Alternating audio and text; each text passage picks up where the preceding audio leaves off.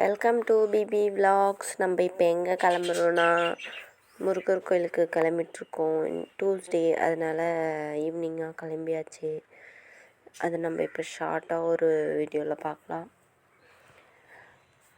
கிளம்பிட்டுருக்கேன். நான் இப்போ கடையில் தான் இருக்கேன். எங்களோட கடையில் வீட்டிலேருந்து வந்துட்டு இங்கே வந்து கிளம்பிட்டு அப்படியே போகிற ஐடியா. கிளம்பிட்டுருக்கோம்.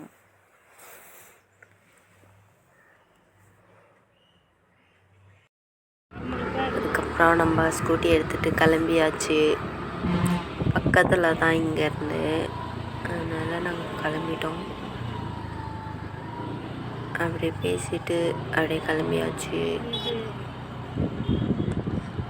நான் இந்த கோவிலுக்கு போக சொல்ல திருப்பூர் முருகர் கோயில் வராதவங்க வந்து பாருங்கள், அவ்வளோ அமைதியாக இருக்கும். நீங்கள் அந்த கோவிலை விட்டு வெளியே போனீங்கன்னா மைண்டு ஃப்ரீயாக இருக்கும்.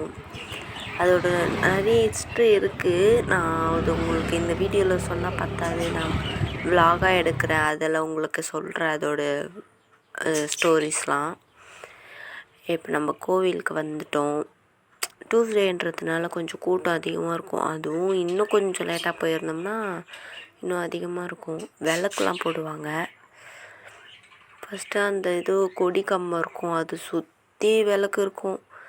போகவே முடியாது, ஃபுல்லாமே நெருப்பாக இருக்கும். இப்போ ஒரு சைடில் மாற்றிட்டாங்கன்னு நினைக்கிறேன். அதனால் இப்போ ஃப்ரீயாக இருக்கும் கொஞ்சம். அங்கே தடுப்பு மாதிரி கூட போட்டாங்க.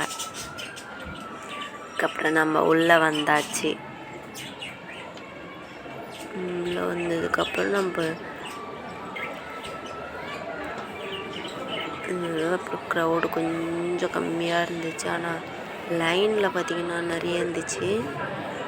அப்புறம் நாங்கள் போயிட்டு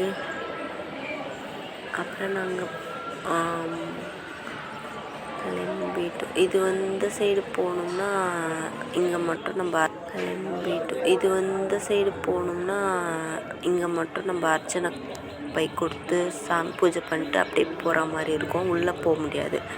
இந்த ரூட்டில் போனால் தான் நம்ம உள்ளே போய் சாமியை பார்த்துட்டு வர முடியும். இன்னும் கொஞ்சம் ரொம்ப இந்த கிருத்திகை அந்த மாதிரி டைம்லலாம் போனீங்கன்னா இந்த லைனில் நம்ம நடக்கவே முடியாது. நான் வந்து பொறுமையாக போகிற மாதிரி இருக்கும். இவ்வளோ ஃபாஸ்ட்டெல்லாம் போகவே முடியாது, அப்படி இருக்கும்.